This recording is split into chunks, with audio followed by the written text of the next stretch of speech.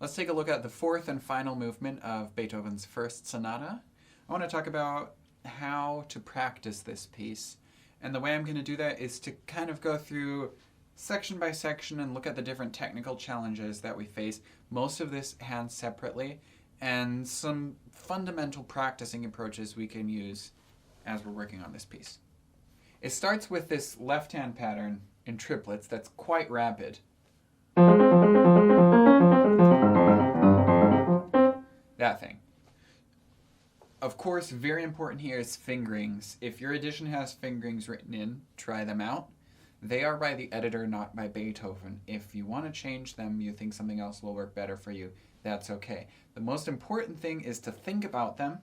Make sure they'll work at fast tempos too. I'll talk about that a little more in a second. So make sure they work at fast tempos and then be consistent about them, because otherwise you will not be able to develop muscle memory. So for working with arpeggios like this at a fast tempo, we prioritize comfortable hand positions over true legato. So if you're going down and you go, like here I'm even just doing 1, 3, 5, 1, 3, 5. If I try and make that actually legato, my thumb's going to have to come underneath my fifth finger here and reach that C. It's a very awkward stretch. I don't need to worry about that though, because at the speed of this piece, no one's going to be able to hear when exactly notes end. It's going to be more about evenness of timing and dynamics in those notes. My edition suggests to go 1, 2, 4, 1, 2, 4. Something along those lines. But again, it doesn't need to be legato. Focus more on just comfortable hand position in each of these high and low levels. And I'm not going to be more specific about the fingerings because you need to figure out what works for you. Write it in, plan it, think about why you're doing it, maybe talk about it with your teacher, and then stick to it. And make sure that as you're practicing this, play it 20, 50 times with the exact same fingering every time, and it'll be much easier to speed it up. Another thing you can do with this passage is practice with accents or in groupings. This is great for any stream of fast notes. So the simplest thing here would just be to accent every beat.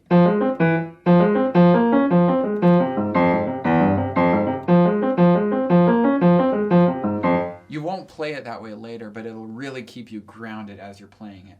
And then what you can do if you're having issues with unevenness is to go through lots of different iterations of accent patterns or rhythm patterns. So for instance, we could accent the second note in each grouping.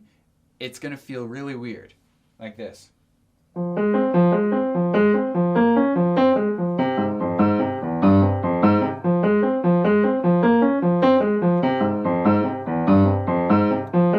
try and keep it same tempo, same everything else. So it feels really weird and we're not going to play it that way later. Why do this kind of thing? Well, if that second note, if you tend to play it really quietly, trying to accent it every time will force you to find a technique where you have more control over the dynamics of that second note. Same for the third note.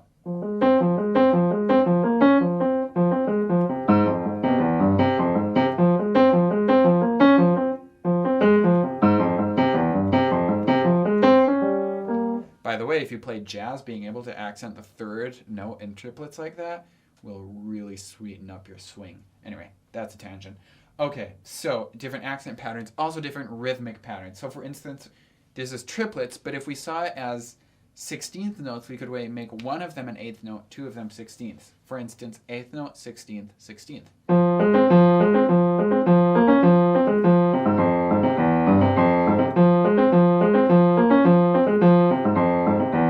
Or 16th note, 8th note, 16th note, which means the middle note is the longer one.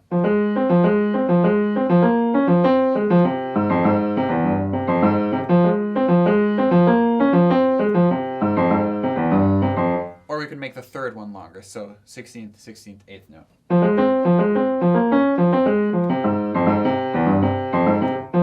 By going through these iterations, you've played every note longer than the note before and after it in one of those versions.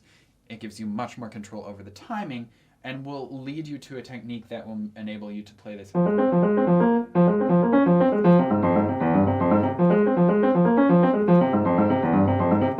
with no rhythmic rhythmic or dynamic bumps, which is exactly what we want. It creates so much energy to just have da-ka-da, da-ka-da, da-ka-da, da-ka-da, da-ka-da, da-ka-da, da-ka-da going on.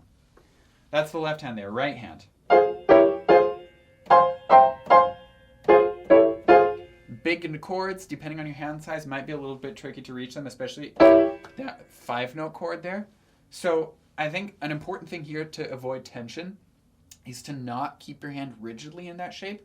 Try and keep your hand in a relaxed shape and kind of just bust out your move to that chord. Boom, and then relax again. So kind of hover over the keys, think about where each finger is going to need to go, and then relax your hand again. Think about the next chord. As quickly as possible, sort of get onto that chord, play it, and relax again. And to the other one again. That's one step there. The other thing here is we really want to hear this. That top note, lots of pinky. So you can actually practice the way I just did. Just play it with your pinky as loud as you can. It takes you have to like tense up your finger just in that moment that you're kind of hitting it and your wrist leans to the right. The other thing you could do to practice bringing that note out is play these chords and then play the chord staccato but hold that top note. So what'll happen is you kind of play the chord and then your hand tilts up to that note. So again, you're focusing on keeping your weight on that top note. So it's not just these percussive chords, but we actually hear some melodic content in that. Enough of that. Let's move to the next thing. You'll want to actually practice the transition here. Very important, especially in the left hand. We're going from forte to piano, and we're completely changing character. So once you're comfortable with this character, then you need to practice coming from da-ka-da, da-ka-da, da-ka-da, da-ka-da, and completely switching character. We might even delay those notes just a tiny bit. That was too much, but just a little bit to help our ears kind of be like, oh, something new is happening. It won't feel like you're playing the rhythm wrong. It'll just help the ear sort of accept this new sound world.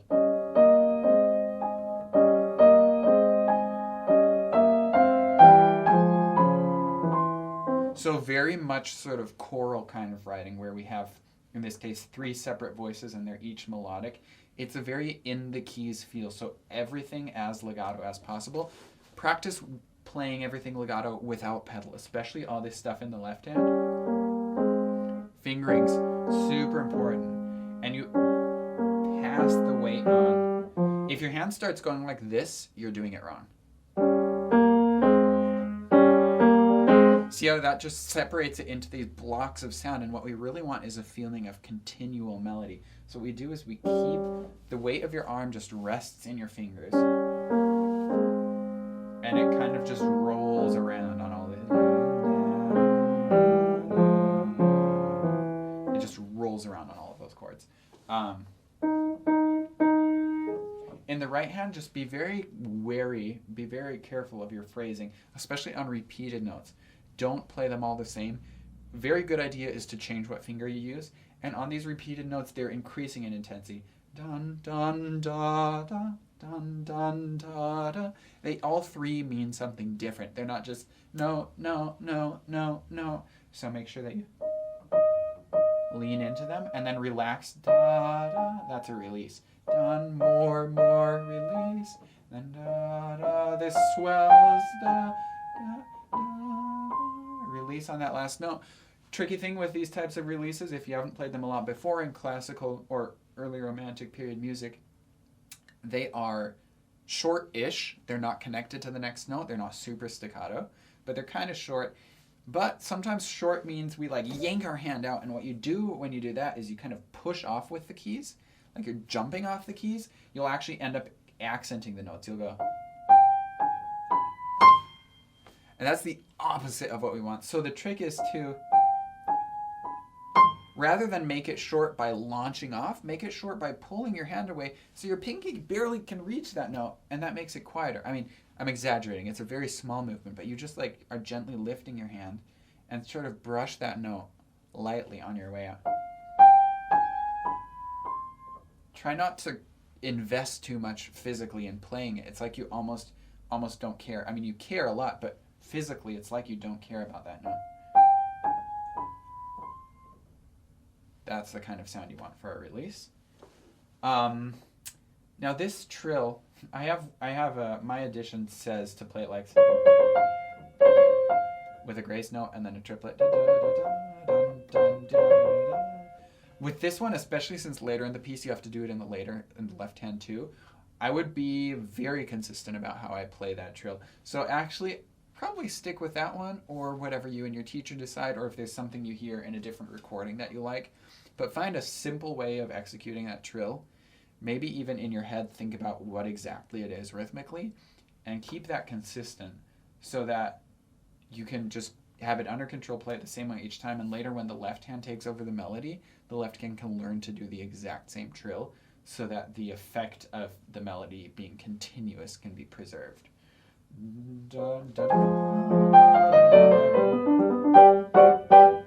We've talked about this technique. What I didn't talk about before is these dramatic dynamic changes between fortissimo and piano. Even if you can play those dynamics really comfortable, switching rapidly between them, it does require different technique. So I would practice some of these passages, just practice them quietly. Figure out what it feels like to play it quietly, to play this.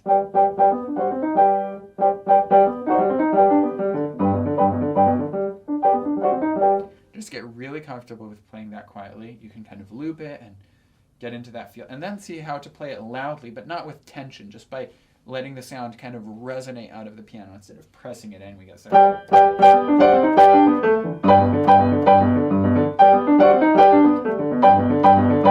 and get used to those feelings. And then what you can do is you can switch between them, but with a pause to make sure that your switches are absolute and not blurry.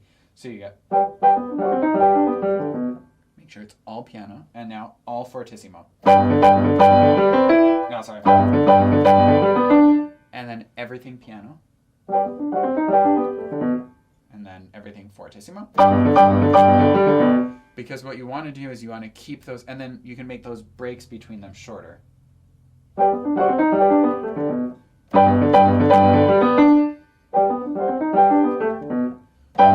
Like that, and then see if you can get rid of those pauses, but keep those changes just like super clear. It might not be how you want to interpret this piece, but it's a really good skill to have. That it doesn't take you time to sort of work your way up to a dynamic.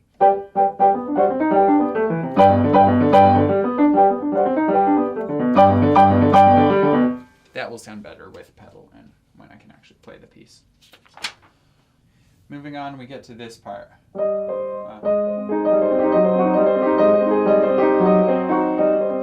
So the top note there isn't very interesting. I think it's just a matter of bringing out the... especially the bottom notes in the left hand, but you could potentially bring out the bottom notes in the right hand too. Bottom notes in the left hand would be this. Bottom notes in the right hand. It would be a little bit more of an experimental interpretation, but possible. For all of this work in this next transition passage, and any of the passages with lots of chords, the main thing to do is to practice in blocked chords.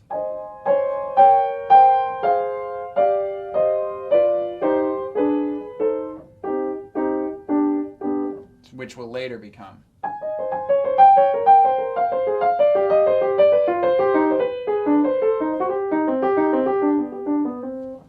Also, this is a great place to apply theory. This is lots of sort of secondary dominance kind of chord progressions. So if you want to bust out your pencil and go in and analyze this, if you feel comfortable with that, or look it over with your teacher, it will make playing this passage so much easier if you understand the underlying harmony. It'll also help you shape the phrase, I think, to think of it in chords. So the blocked chords, when you're doing that.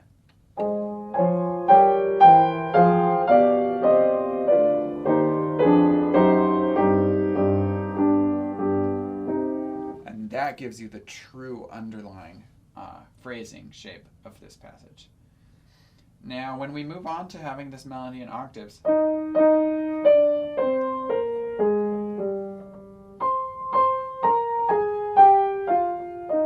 whenever we have lyrical melodic octaves like this, it's very important that you don't play all your octaves with 1 and 5. Most people, especially if you've worked a little bit on flexibility with your hand, do that very gently and with the guidance of your teacher. Please don't just try and stretch your hands. But it is possible to work a little bit on stretching your hands, getting some flexibility, and then pretty much if I stretch my hand out, the distance from thumb to here, and thumb to here are very, very similar, which means most people who can reach an octave should also be able to reach it with their fourth or third finger. And that gives us flexibility to have legato fingerings. If I just use 5, 4, and 3, I can do this.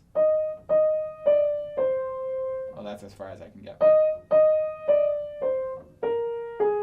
I had to lift once, but that's all. So even though my thumb is plunking way down here, the top line is legato, and so I can get, especially if I use some finger exchanges, where I play a note with one finger and then swap to a different finger before moving on. So I'm going, let's see, 5, 4, 5, 4, change to 5, 4, 3, 5. And that way I can play the whole thing legato. There's lots of ways to do this, but just keeping that top part flexible. It also means your hand doesn't get stuck in one rigid sort of stencil shape that you're hammering onto the piano, and really work that crescendo decrescendo phrasing into this here.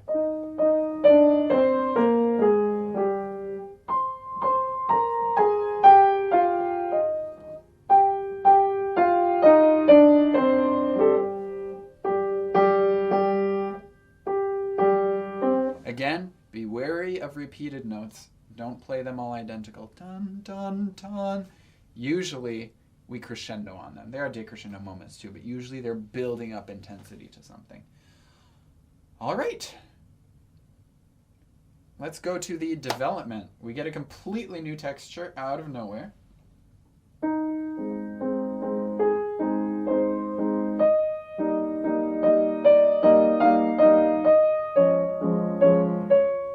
Believe it or not, I think the key to this passage is in this left hand. All of the beautiful melodies in the right hand, but this left hand does something amazing. It leaves out the downbeats. And to really emphasize that, we need to make sure that those downbeats actually are silent.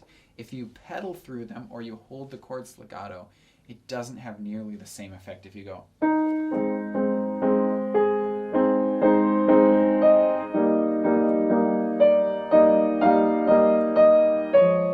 Not the same as.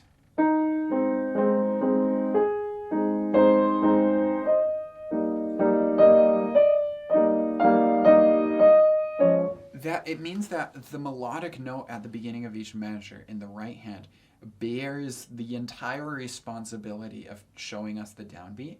And so it feels very lonely, but also very regal there by itself on that downbeat. That's what pulling out the left hand does, is really lets that right hand shine. The other thing that's really important with this left hand is to maintain that feeling of downbeat. We don't want to create a feeling of any other beats in the measure. So be very careful not to accent any of those notes, especially not, like I said before with releases, especially not the last note. It's very tempting to do.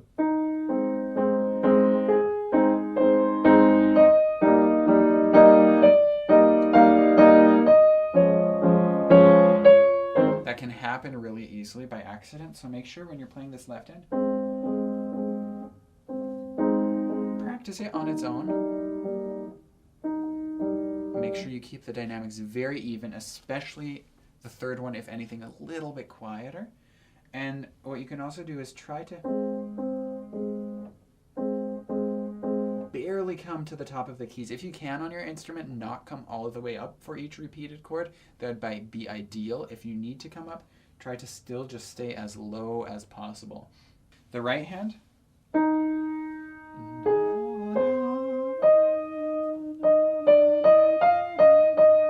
Just like earlier I said with phrasing, if your wrist is doing any of this, you're doing it wrong. We need to just keep the weight kind of moving sideways through the keys.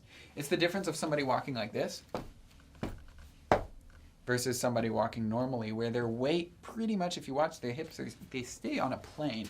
They're just shifting their weight back and forth between their feet rather than, because they're focusing on moving forward, not up and down. The other thing here is hum or sing along. It doesn't matter if you sing the right notes. It's about engaging your body and your vocal cords and your breath. And that will guide your interpretation of this melody. And then just let her rip. It's a beautiful melody. He says, sempre piano e dolce, always soft and sweetly here. But that doesn't mean don't sing the melody. That piano e dolce feeling comes from the left hand and allows the right hand to soar over it.